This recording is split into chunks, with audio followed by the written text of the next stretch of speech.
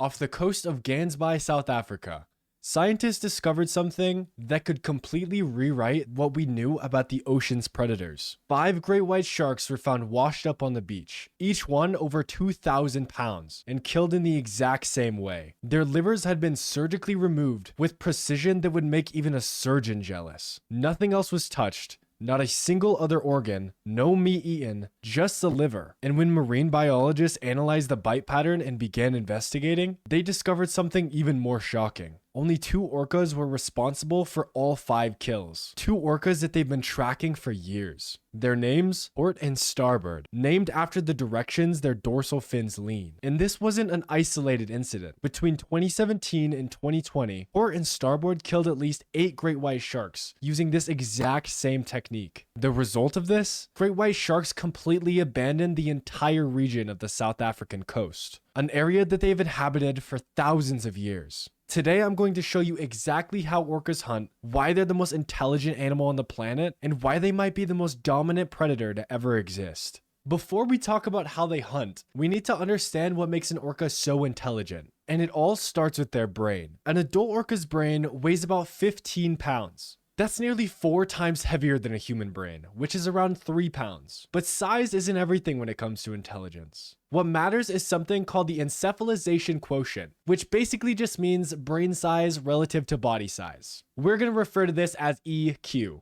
Humans have an EQ of about 7.4 to 7.8. While orcas have an EQ around 2.5 and 3. That puts them right alongside elephants and just behind great apes. But here's what's really fascinating. Orcas have a part of their brain that humans don't even have fully developed. This is called the Paralimbic Lobe. This is the region associated with processing emotions, social bonds, and complex communication. In orcas, this lobe is so enlarged that it's actually subdivided into 4 distinct sections. Scientists believe this is why orcas have such complex social structures, and why they display behaviors that look a lot like human culture. Different orcapods, essentially family groups, have completely different hunting techniques, different vocalizations that function just like dialects, and even different food preferences that are passed down through generations. This isn't instinct, this is learned behavior. This is culture. In Monterey Bay, California, there's a pod of orcas that specialize in hunting great white sharks. They performed a technique that their mothers taught them, and they'll teach it to their calves. Meanwhile, in the Pacific Northwest, there are orca pods that exclusively eat salmon. They won't touch a seal, they won't touch a shark, just salmon. These pods live in the same waters as the shark hunting orcas, but their entire culture is completely different. Think about that. Same species, same ocean, completely different lifestyles. This isn't just animal intelligence anymore. This is advanced animal culture. So now that we understand orca intelligence a little deeper, let's talk about what Port and Starboard did to those great white sharks. Because their technique is absolutely surgical.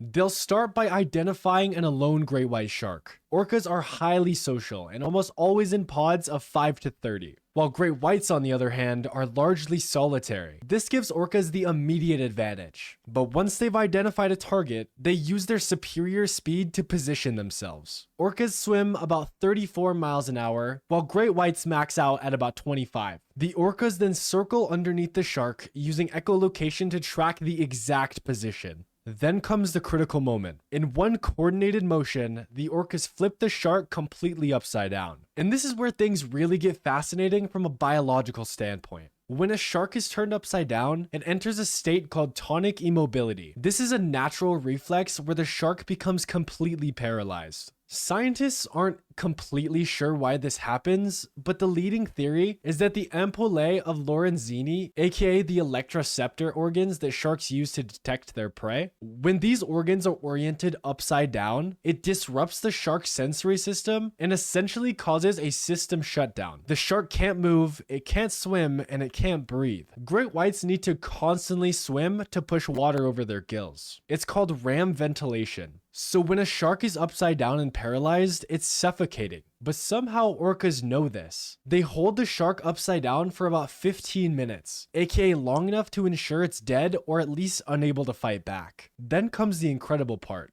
The orcas make a single precision bite to the shark's pectoral area. They're targeting one specific organ, the liver. A great white's liver can weigh up to 500 pounds and makes up about 25% of its total body weight. It's massive and it's filled with oil called squalene, which helps the shark maintain buoyancy. But for orcas, the liver is valuable for a completely different reason. It's easily the most nutrient-dense part of the shark, packed with fats, vitamins, and calories. One shark liver could provide enough energy for an orca to go days without eating. So the orcas extract just the liver, leaving behind the 2,000-pound carcass, then moving on to the next shark. It's efficient, it's calculated, and it's devastating for the shark population. Now, the shark hunting is just one example of this animal's intelligence. Different orca populations around the world have developed completely different hunting strategies. And what's truly remarkable is that these techniques are so complex that they can only be learned through teaching. Let's start in Antarctica.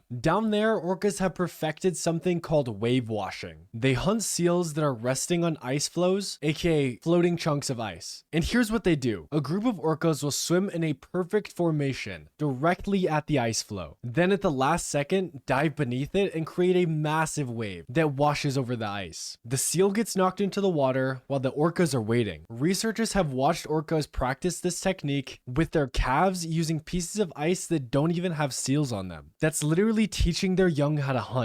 In Argentina, specifically Peninsula Valdez, there's an orca population that does something that's even more insane. They intentionally beach themselves to catch seals on the shore. Think about that. You're walking on a beach when you see an animal that weighs 12,000 pounds launch itself onto land, grabs a seal, and then wriggles its way back into the water. If they miscalculate even a little bit, they could get stuck and die, but they do it anyways because it works. And the only way young orcas learn this technique is by watching their mothers do it and practicing it in shallow water. Scientists have documented mothers literally pushing their calves towards the beach. Now in the Pacific Northwest, resident orcas have developed a technique for hunting salmon. They use echolocation at depths of over 1,000 feet. Then they stun the fish with their tails. One researcher recorded the tail slap so powerful that it instantly killed a 15-pound salmon. The force was estimated to be equivalent to a car crash. But here's the kicker. Transient orcas, aka the ones that eat marine mammals instead of fish, live in the exact same waters, but they hunt completely differently. Transient orcas are silent hunters. They don't use echolocation because when they're hunting seals or sea lions, those animals can hear their clicks. So instead, they rely on passive listening and visual tracking. They've learned to be completely silent. Same species, same ocean, completely different hunting cultures. This level of behavioral flexibility is almost unheard of in the animal kingdom. So at this point, you might be wondering, does anything hunt orcas? Short answer is no. Adult orcas have zero predators. None. They're the only apex predator on Earth with a completely uncontested position at the top of their food chain. Even the great white shark, aka one of the most feared predators in the ocean, flee entire regions when orcas show up. And we're not talking temporary avoidance. After port and starboard killed those great white sharks in South Africa, the entire shark population left. For months. Researchers tracked and tagged great whites swimming hundreds of miles away to avoid the area. Some didn't return for over a year. This happened in other locations too. Monterey Bay, California, a similar event occurred. When a pod of orcas killed a single great white shark, every other great white in the area immediately left. They didn't just swim a few miles away, they left the entire region. One tag shark swam all the way to Hawaii, aka over 2,500 miles away,